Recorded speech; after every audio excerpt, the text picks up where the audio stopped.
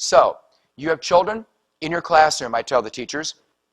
Some of them don't speak English very well. What do? You look at your principles first. First, I think all teachers should be ethical. And that should be your stance too. Everybody's stance, they should be ethical, very moral. You can't knowingly falsify a grade. Great. Then they have to be accurate reports of what kids know. Not something that's inaccurate. Regular report cards can only report against the regular curriculum publicly posted.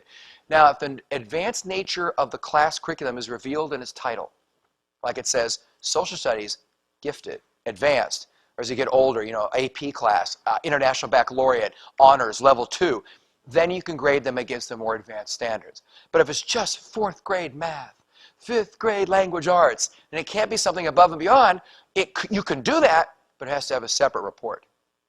And the fourth, any format that does not allow for an accurate portrayal must be changed. How many of you guys have actually seen your own children and they study for something and you know they know it cold and they go into the classroom and they kind of bomb the test? And you wonder, what's up with that? You knew it cold. Teachers have to realize that too. If the format gets in the way of revealing what a child knows, the teacher doesn't have an invitation. The teacher has a professional duty, an obligation. You need to change the format so you can get an accurate report. Let me prove it to you. I'd like all of you to come to the front of the room right now. I know it's late in the evening, but I think you can do this.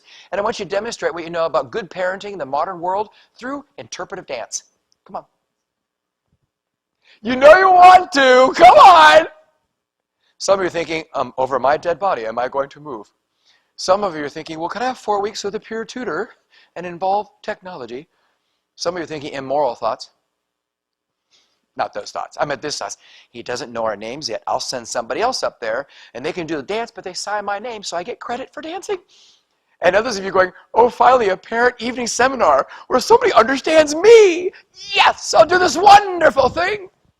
It's the same thing when a classroom teacher says, all right, we're now going to be doing a written paragraph test on the difference between meiosis and mitosis. And the kids who write well are like, yes. And the kids who don't write well wither. Because now it's a test to the test format. Ask me anything. Zygote, gamete, haploid, diploid, prophase, metaphase, anaphase, telophase, 2 new daughter cells. Ask me anything. I just can't write about it. And that's where we say you don't have that invitation. You have to change it. Not if you have time or if you're in the mood or feeling lucky. You have to change it because you can't knowingly falsify a grade. That is an ethical breach. So what we're doing with teachers is creating a moral imperative to be accurate. Because that's the greater gift.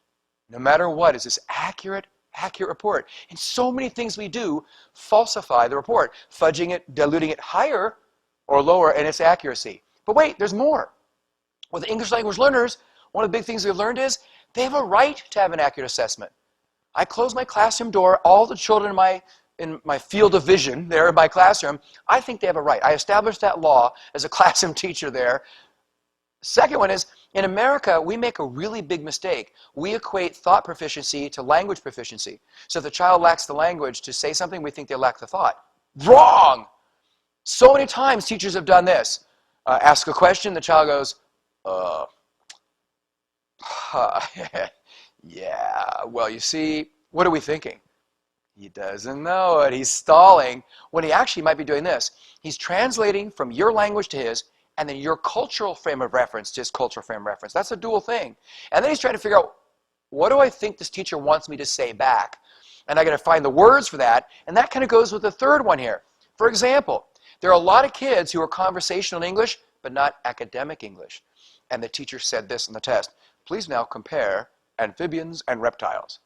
They didn't realize that compare meant similarities and differences. They had heard the phrase compare and contrast, and they thought, oh, that's similarities and differences, each one to each word. But it's just compare, that's just similarities. No! In American school classrooms, when it says compare, that means both. Oh! So the wise teacher would say, let me give you a background, cultural frame of reference, so you can be successful here. Not playing, caught ya, you didn't follow directions. Well, no, I wasn't sensitive to where you're coming from. Only after you decided principles can teachers decide their actions and their policies.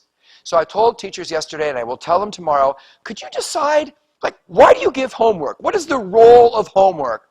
Great. Why do we grade people? What are you really, really about? And once they actually talk about that with you guys, you're just as vital to that conversation as they are.